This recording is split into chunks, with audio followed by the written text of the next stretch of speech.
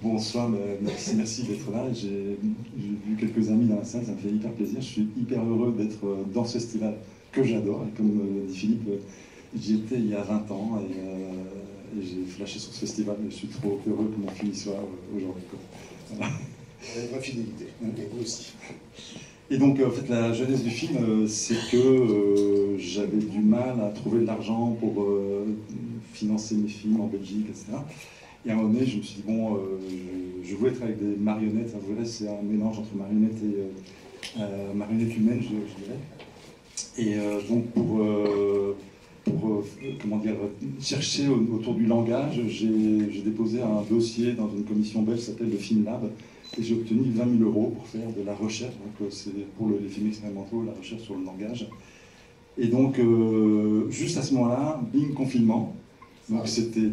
Quelque part pour moi c'était trop bien, donc j'ai passé 6 mois, donc j'ai appris la nouvelle le 1er avril, et pendant 6 mois j'ai fabriqué donc des marionnettes chez moi, et je me suis, comment dire, jeté dans la fabrication des marionnettes d'une manière incroyable. Je mettais mon réveil à 3 h du matin pour ne pas oublier d'aller dormir, tellement j'étais pris par mon travail. Je marchais au-dessus des têtes dans mon salon, j'avais plus de place chez moi. Il y a des moments où je sculptais, je ne suis pas sculpteur, mais je sculptais des têtes et parfois elles m'énervaient tellement parce qu'elles ressemblaient pas à ce que je voulais que je leur cassais la figure. Il y a d'autres moments où je leur parlais et puis quand j'ai commencé à les embrasser, là je me suis posé des questions. Donc j'ai dit, il faut peut-être commencer à passer à la stade du tournage. Et puis, hop, justement à ce moment-là, il y a eu la première ouverture après le confinement et on a tourné avec une toute petite équipe.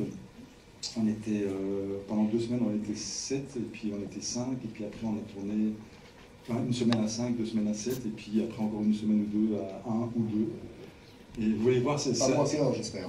Pas moins que 1, c'était pas possible. Mais, et du coup, vous allez voir, c'est une technique un peu particulière, et en fait ce film de recherche est devenu peu à peu un moyen métrage, et puis peu à peu j'ai retourné des scènes, et c'est devenu un court long métrage. Déjà aussi, on va parler, ça c'était pour l'aspect, et pour un budget final quand même. De 24 000 €. Parce que j'étais, voilà, j'avoue que j'étais étonné et vraiment surpris. 24 000 €, on parle toujours voilà, sur les Roger Corman et les choses comme ça en disant voilà, j'ai fait un film super, mais avec 3 fois rien. Là, c'est quand même l'inverse. On se dit le film a quand même de l'ampleur, mais il a été fait avec 3 fois rien. Et je tenais à mettre la moitié du budget pour payer les gens. Donc, en plus, ah non, on paye les gens. D'accord. Pas moi, hein, pas moi, évidemment. Et pareil, juste un peu parler pour la narration, l'aspect voilà, à la fois chronologique et surtout du scénario, puisque voilà, j'ai présenté comme un film de science-fiction, c'est le contexte, mais il y a tout un background, il y a quelque chose de... Oui, tout à fait. Au départ, en fait, simplement, j'avais commencé à prendre des notes. J'avais fait à une époque des séances de EMDR, je ne sais pas si vous savez ce que c'est des mouvements oculaires qui mettent dans un état un petit peu d'hypnose, de transe, comme ça. Et j'avais comme devoir de noter mes traumatismes. Et au début, je me dis, bon, je n'ai pas trop de traumatismes, mais en fait, je me suis aperçu que j'en avais plein, de petits, des choses comme ça. Et puis j'ai commencé à prendre ces notes sur mes histoires, et puis je me suis dit, tiens, je vais aussi raconter l'histoire de ce dont je me souviens, comment raconter quand j'étais petit. Et au fur et à mesure que j'écrivais, je me rendais compte que ce qui était intéressant, ce n'était pas l'histoire telle qu'elle a dû se passer réellement, mais telle que je m'en souvenais, et qui était complètement irréaliste quelque part, et surréaliste parfois, quoi. Et par exemple, mon grand-père était champion du jiu-jitsu, il avait grimpé les Everest, alors que le jiu-jitsu a été inventé 40 ans après, etc.